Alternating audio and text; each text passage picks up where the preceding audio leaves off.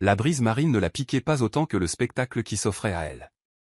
Seiwa se tenait pieds nus dans le sable, caché par des feuilles de palmier, observant l'homme qui lui avait promis l'éternité. Ziki faisait tournoyer une autre femme dans les vagues. Ils rirent, trinquèrent et appelèrent cet endroit leur paradis. Seiwa serrait le pendentif à son cou, celui taillé dans le bois même de l'île. Car l'île n'était pas la leur. C'était à elle. Et ce soir, ils le découvriraient. Seiwa et Ziki avaient tout traversé ensemble. Même sans argent, ils souriaient toujours.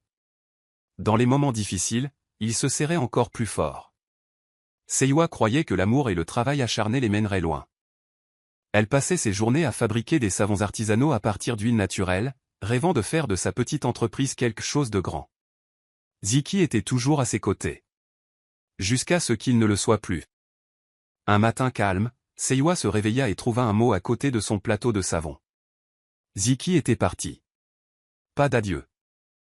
Aucune explication. Juste un bout de papier sur lequel était écrit « J'ai besoin de plus que des rêves, Seiwa. Je ne suis pas fait pour la simplicité. » Ses mains tremblaient tandis qu'elle le lisait encore et encore. C'était comme si on lui avait arraché le cœur. Les jours passaient comme des années.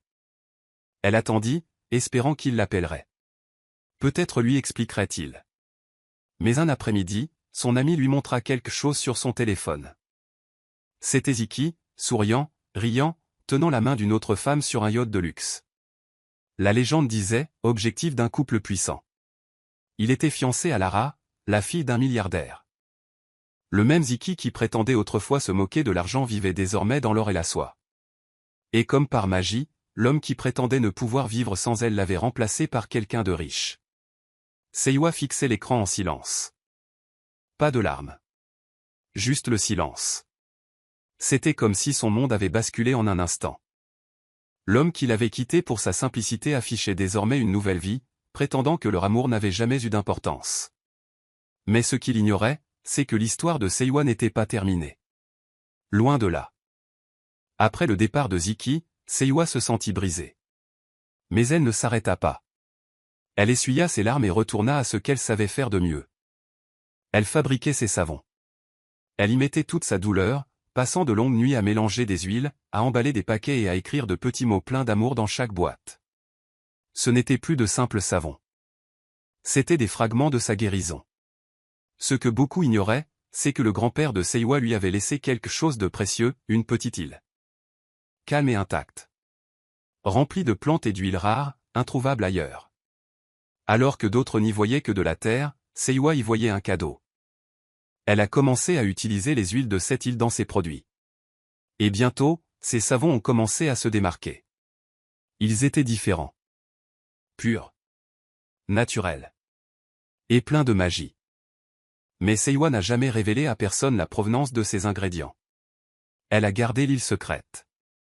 Elle n'en a rien publié en ligne. Elle n'en avait même pas parlé à ses amis les plus proches. Pendant que certains affichaient leur fausse vie sur les réseaux sociaux, Seiwa construisait quelque chose de réel. Discrètement. Elle a trouvé un distributeur étranger qui croyait en son travail. Ils ont commencé à acheter ses produits en gros et à les vendre à l'étranger sous un autre nom. Personne ne savait que Seiwa était derrière tout ça. Personne ne se doutait que la vendeuse de savon au marché du coin faisait désormais des affaires en dollars. L'argent rentrait, mais Seiwa ne changeait pas. Elle n'achetait pas de vêtements tape à accent grave-l'œil ni de chaussures hors de prix.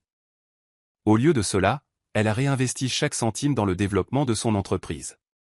Elle a formé des femmes des villages voisins, leur a offert du travail et a progressivement transformé son petit rêve en grande réalité. Pendant que Ziki publiait des photos dans de grands hôtels et dansait avec Lara lors de fêtes, Seiwa voyait son compte en banque gonfler tranquillement. Chaque mois, ça allait mieux. Chaque mois, elle se sentait plus forte. Et pourtant, personne ne le savait. Personne ne connaissait le propriétaire de la marque. Personne ne savait que l'île lui appartenait. Elle n'avait pas besoin d'être sous les feux des projecteurs.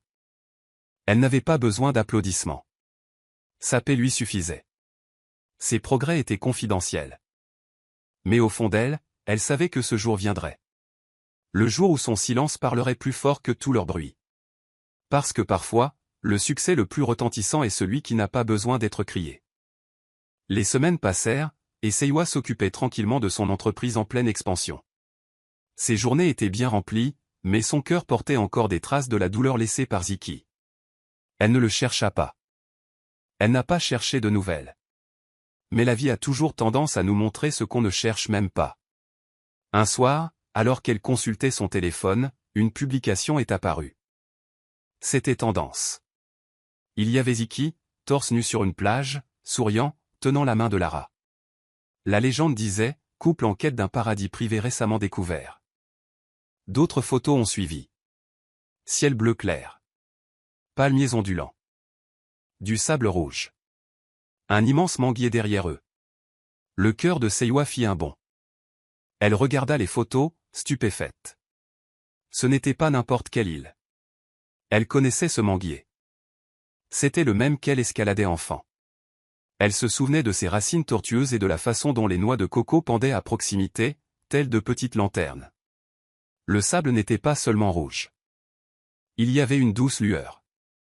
Quelque chose qu'elle n'avait vu que sur les terres de sa famille. Ce n'était pas une île nouvelle. C'était la sienne. La même île que son grand-père lui avait laissée. La même terre d'où provenaient ses huiles.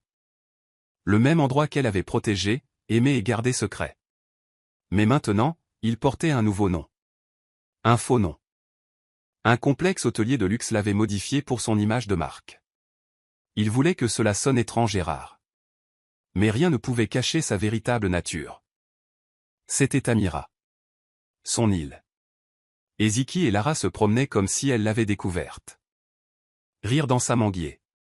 S'embrasser sous ses palmiers. Prendre des photos devant sa vague. Seiwa n'a pas pleuré. Elle n'a pas crié. Elle est juste restée assise. Elle regardait l'écran. Elle respirait lentement. Ce n'était pas de la colère qu'elle ressentait.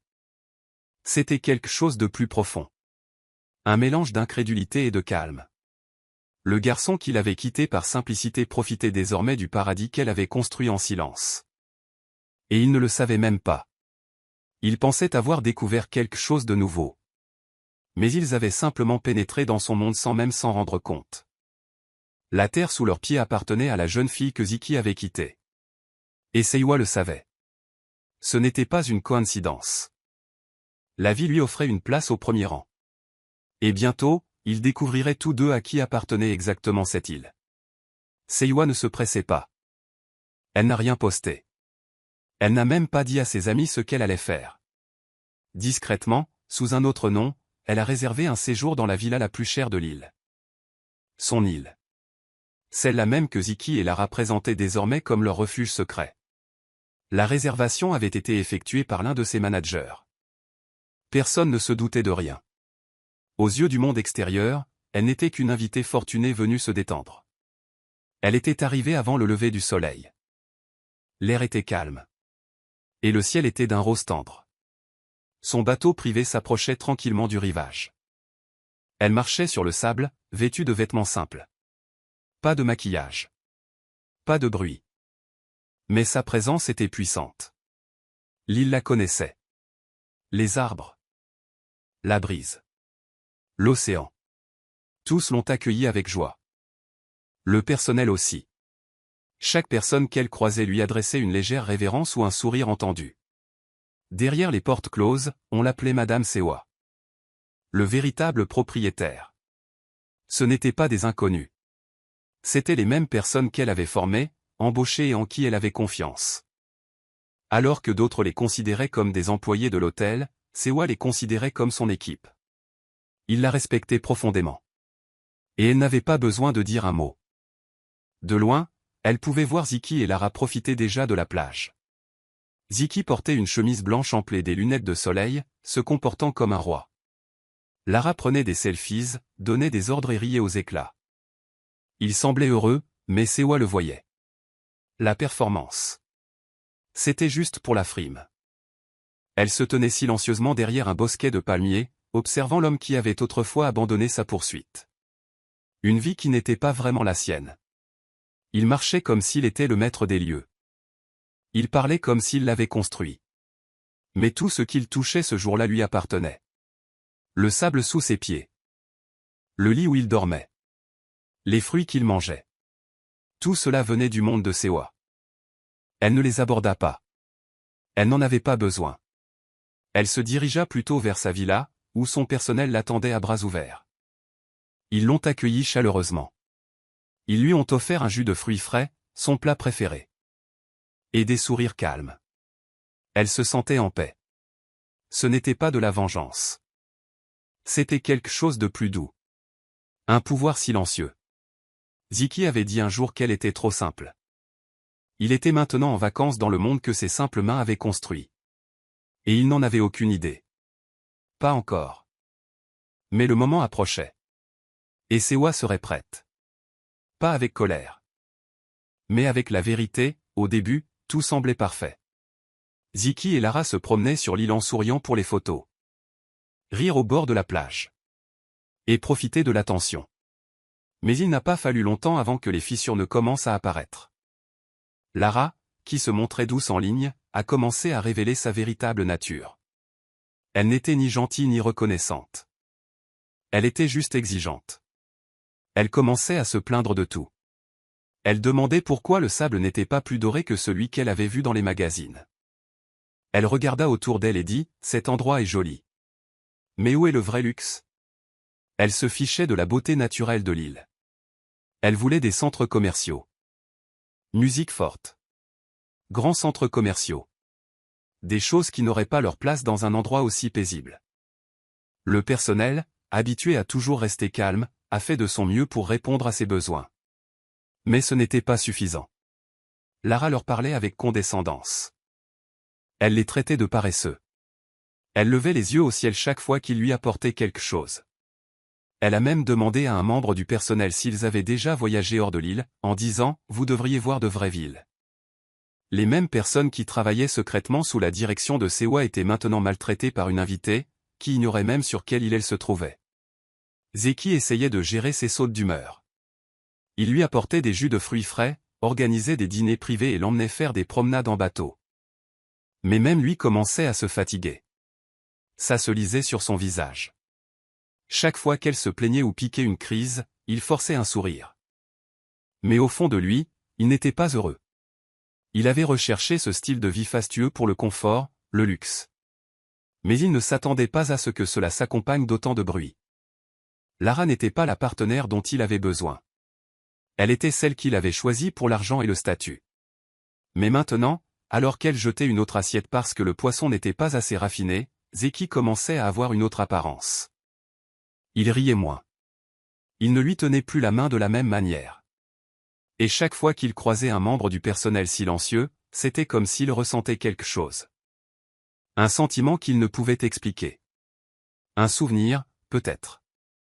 L'illusion du paradis se brisait. Ce qui devait être une escapade romantique se transformait en une démonstration d'amour factice et de désir superficiel. Et tandis qu'ils faisaient comme si tout allait bien, quelqu'un d'autre les observait à distance. La véritable reine de l'île.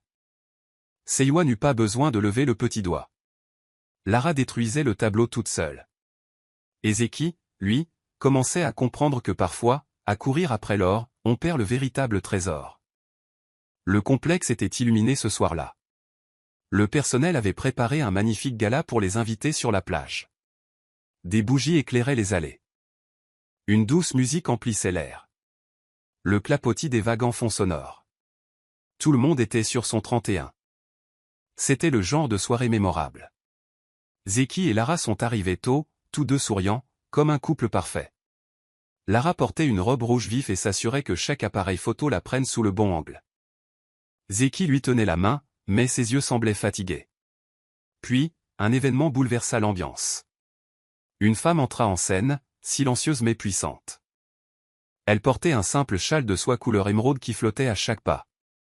Ses cheveux étaient tirés en arrière, sa peau luisait sous les lumières. Elle ne marchait pas vite. Elle n'essaya pas d'attirer l'attention. Mais, curieusement, tout le monde la remarqua. Même Lara lui jeta un coup d'œil, mais ne la reconnut pas. Elle leva les yeux au ciel et détourna le regard. Mais Zeki se figea. Il était en train de boire une gorgée quand il la vit. Sa main s'arrêta, le verre tremblant légèrement. Ses yeux s'écarquillèrent. C'était Seiwa. Mais ce n'était pas la Seiwa dont il se souvenait. Cette femme paraissait plus forte, plus vive, plus gracieuse que jamais. Il n'en croyait pas ses yeux. Pendant un instant, il oublia où il était. Ses yeux suivaient chacun de ses mouvements. Seiwa ne le regardait pas. Elle ne regarda pas Lara. Elle s'approcha simplement de l'hôte et lui tendit une invitation dorée à ses initiales. Personne ne la questionna. L'hôte sourit immédiatement, s'inclina légèrement et la guida vers la table VIP. Celle réservée aux propriétaires. Pas seulement à un invité spécial. La propriétaire. Des murmures ont commencé à circuler dans la pièce. Qui est-elle? Ce doit être quelqu'un d'important. Tu as vu son invitation? Mais Seiwa s'assit calmement, le visage indéchiffrable. Elle n'avait pas besoin de dire quoi que ce soit. Sa présence en disait long. De l'autre côté de la pièce, Zeki ne pouvait la quitter des yeux. Lara la remarqua et demanda, « Tu la connais ?» Zeki secoua lentement la tête. Mais intérieurement, son cœur battait la chamade. Ce n'était pas seulement une surprise. C'était un regret. Ce dîner a tout changé. Non pas parce que Seiwa avait dit quelque chose, mais parce qu'elle ne l'avait pas fait. Son silence était plus fort que n'importe quelle parole. Et pour la première fois, Zeki commença à comprendre. Il n'était plus la star de cette histoire. La fille qu'il avait quittée venait d'entrer dans la pièce. Non pas comme un souvenir, mais comme une reine. La pluie s'est mise à tomber soudainement ce soir-là. Un vent fort soufflait de l'océan et les invités ont été rapidement transférés dans la salle principale. Le gala sur la plage s'est transformé en rassemblement en intérieur. Mais personne ne semblait s'en soucier. La pièce était chaleureuse, les lumières tamisées et les rires remplissaient l'air. Mais un violent coup de tonnerre retentit et le courant vacilla. Pendant quelques secondes, tout devint noir. Des halètements se firent entendre. Puis les lumières de secours s'allumèrent, faiblement illuminées, mais dorées. Le régisseur s'avança, tapotant doucement son verre. La pièce se calma peu à peu. Tout le monde se tourna vers lui tandis qu'il levait son verre. Sa voix était calme, mais pleine d'émotion. Ce soir, il ne s'agit pas seulement de nourriture, de musique et de la beauté de cette île, dit-il. Il s'agit d'honorer la personne qui a rendu tout cela possible. Quelqu'un qui n'a jamais cherché à attirer l'attention. Qui est resté silencieux tout en construisant quelque chose de puissant. Les gens regardaient autour d'eux, perplexes. Certains chuchotaient, se demandant de qui ils parlaient. Même Zeki se pencha en avant, curieux. Le gérant sourit et se tourna lentement vers une table. Vers la femme qui avait bâti le paradis de la douleur, Madame Sewatemi. Des exclamations de surprise résonnèrent dans la salle. Tous les regards se tournèrent vers Sewa. Zeki laissa tomber son verre. Il se brisa au sol. Il resta immobile, les yeux écarquillés, comme s'il venait de voir un fantôme. Lara resta bouche bée. Son regard oscillait entre Sewa et le directeur, complètement déconcerté. « Attends. » Elle murmura-t-elle, à peine capable de le dire. Sewa ne broncha pas. Elle ne se leva pas. Elle ne fit pas un signe de la main. Elle hocha simplement la tête, un sourire serein aux lèvres. Le genre de sourire qui dit « Je n'ai pas besoin de crier pour être vu ». Le gérant continua de parler, mais Zeki n'entendait plus rien. Son esprit tournait. Sewa est le maître de tout. La fille qu'il avait un jour qualifiée de trop simple était la raison même de l'existence de cette île, ce paradis luxueux. Le sable sur lequel il marchait, les repas qu'il savourait, la villa où il séjournait, tout était à elle. Ni à Lara, ni à lui. Chez Sewa. Lara semblait avoir avalé de l'eau de mer. Elle pâlit, sa fierté s'amenuisant à chaque seconde. Ses belles paroles, ses plaintes bruyantes, tout cela n'avait plus aucun sens. Elle avait manqué de respect à la personne même qui lui avait fait vivre cette expérience. La tempête grondait plus fort dehors, mais la véritable tempête était intérieure, dans le cœur de Zeki, dans les yeux de Lara et dans le silence qui entourait désormais Sewa. Un silence empli de force. Et à cet instant précis, tout a basculé. Non pas parce que Sewa avait élevé la voix, mais parce que la vérité s'était enfin imposée, et que le monde n'avait d'autre choix que de l'écouter. Dès que la vérité éclata, le sourire de Lara disparut. Son regard parcourut la pièce, cherchant à comprendre ce qui venait de se passer. Les gens chuchotaient encore, certains la regardant avec un sourire narquois dissimulé. Elle se sentait gênée, petite et complètement prise au dépourvu. Sans perdre une seconde, elle saisit le bras de Zeki et le tira à l'écart, d'une voix basse mais tranchante. « Pourquoi ne m'as-tu pas dit qu'elle était la propriétaire de cet endroit ?» siffla Lara. Zeki parut tout aussi choqué. Il secoua la tête, la bouche légèrement ouverte. « Je ne savais pas, dit-il honnêtement. Je n'en avais aucune idée. » Lara leva les yeux au ciel, visiblement en colère. « Tu sais comme je dois avoir l'air ridicule, là ? Je me plains de cette île. Son île. J'ai insulté son personnel. J'ai exigé des changements. Et elle était là, à tout observer. » Zeki n'avait pas de réponse. Son cœur battait la chamade. Pas seulement à cause de la panique de Lara, mais à cause de ce qu'il réalisait alors. Tout commençait à prendre sens. Le respect que le personnel lui témoignait. Sa façon de se comporter. Et pourquoi le directeur l'appelait la femme qui a bâti l'île grâce à la douleur. Cette douleur venait de lui. Tandis que Lara s'éloignait en trombe pour cacher son embarras, Zeki prit une grande inspiration et marcha lentement vers Sewa. Elle était toujours assise tranquillement à la table du propriétaire, les mains jointes sur ses genoux, calme et posée. « Sewa, dit-il doucement. Elle le regarda, sans froideur, sans colère, juste immobile. « Je ne sais pas, murmura-t-il. Je suis vraiment désolé. Je n'y avais pas pensé. Je ne savais pas que tu étais arrivé jusqu'ici. » Il était nerveux, bégayait, cherchant les mots justes. Il pensa que s'il exprimait quelques regrets, Sewa pourrait ressentir quelque chose. Mais son regard resta fixe. Puis elle parla. « Je n'ai pas construit ça pour prouver quoi que ce soit, dit-elle doucement. Je l'ai construit parce que tu ne m'as laissé aucun endroit où pleurer. » Zeki eut l'impression que le sol disparaissait sous ses pieds. Cette phrase l'a frappé plus fort que tout le reste. Elle n'a pas réussi par colère. Elle n'a pas grandi pour se mettre en avant. Elle avait simplement créé un espace pour guérir, un lieu où se tenir debout quand elle n'avait plus personne sur qui s'appuyer. Il l'avait quittée parce qu'il la trouvait trop simple. Mais maintenant, il voyait qu'elle n'avait rien de simple. Elle avait de la force dans son silence, de la grâce dans son évolution. Et, debout là, sans rien dire, Zeki réalisa qu'il n'avait pas seulement perdu une femme, mais tout un monde. Le lendemain de la grande révélation, l'air de l'île était différent. Le silence régnait, mais pas paisible, plutôt comme après une tempête. Sewa était assise près de la fenêtre de sa villa, regardant le soleil se lever sur l'océan. Elle avait longuement réfléchi à la suite des événements. Et maintenant, elle était prête à passer à l'acte final, non pas par colère, mais par paix. Elle envoya un message à Zeki et Lara par l'intermédiaire du régisseur. Un mot poli, sans agressivité.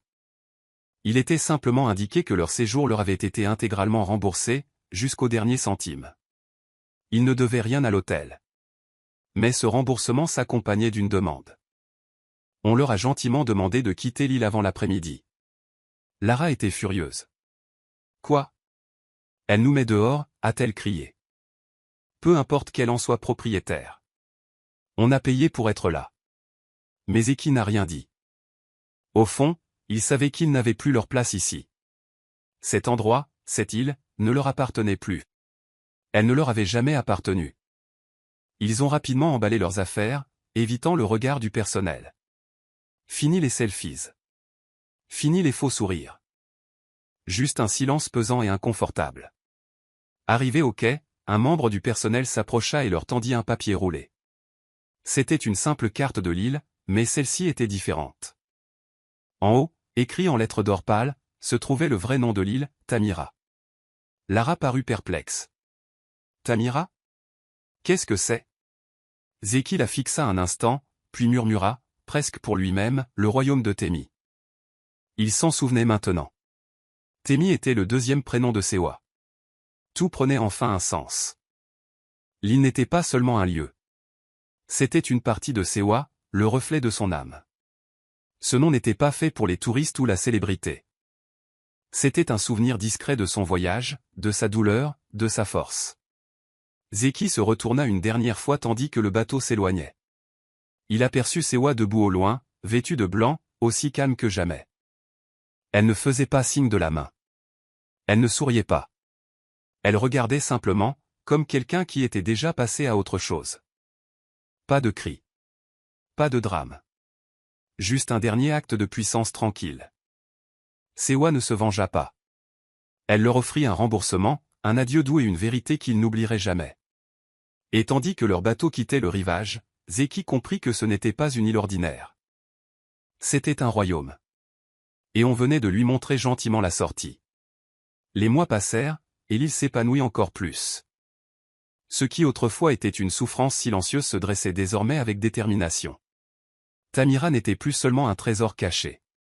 Elle était devenue un symbole de force, de guérison et de réussite discrète. Sewa a continué à développer son entreprise, à agrandir son équipe et à aider les femmes des communautés voisines à acquérir les compétences qu'elle avait apprises elle-même. Mais elle ne s'est pas arrêtée là.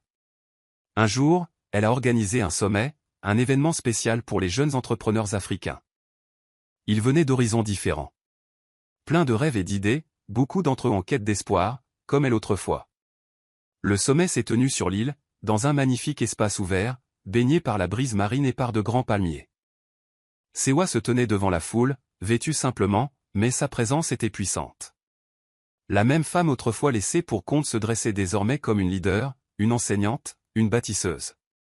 Tous l'écoutaient attentivement tandis qu'elle parlait, sans s'exprimer avec force, mais avec une vérité qui touchait chaque personne présente. Vers la fin de son discours, la foule se tut encore davantage. Elle sourit et regarda la mer, puis se tourna vers les jeunes visages devant elle. « Il n'est pas nécessaire de crier pour être puissant, dit-elle doucement. Certains d'entre nous se lèvent en silence. Et à notre arrivée, le monde murmure notre nom. » Un profond silence s'installe. Puis les applaudissements ont retenti. Pas ceux qui fusent, mais ceux qui viennent de gens vraiment inspirés. Certains avaient les larmes aux yeux. Certains restaient assis, immobiles, à réfléchir à leurs propres histoires. Alors que la caméra zoomait lentement, l'île apparut. Les vagues caressaient doucement le rivage, et là, gravées par le vent et l'eau dans le sable, se trouvaient ses initiales. Sainte Sewa Temi. La nature elle-même avait honoré son voyage. Sans bruit, sans combat, juste une grâce tranquille. Il ne s'agissait pas de vengeance. Il ne s'agissait jamais de frimer. Il s'agissait de se relever après avoir été brisé. Il s'agissait de choisir la paix alors que la douleur aurait pu la rendre amère. Sewa n'a pas seulement survécu. Elle s'est transformée. Et tandis que le soleil se couchait derrière elle, illuminant le ciel d'or, le monde ne s'est pas contenté de l'applaudir. Il a murmuré son nom. Il ne s'agit pas de vengeance. Il s'agit d'évolution. Là où l'héroïne grandit tant, la trahison semble être un ingrédient nécessaire à son épanouissement. Frais, puissant, cinématographique et inoubliable. S'il vous plaît, partagez, aimez, abonnez-vous pour plus de contes africains.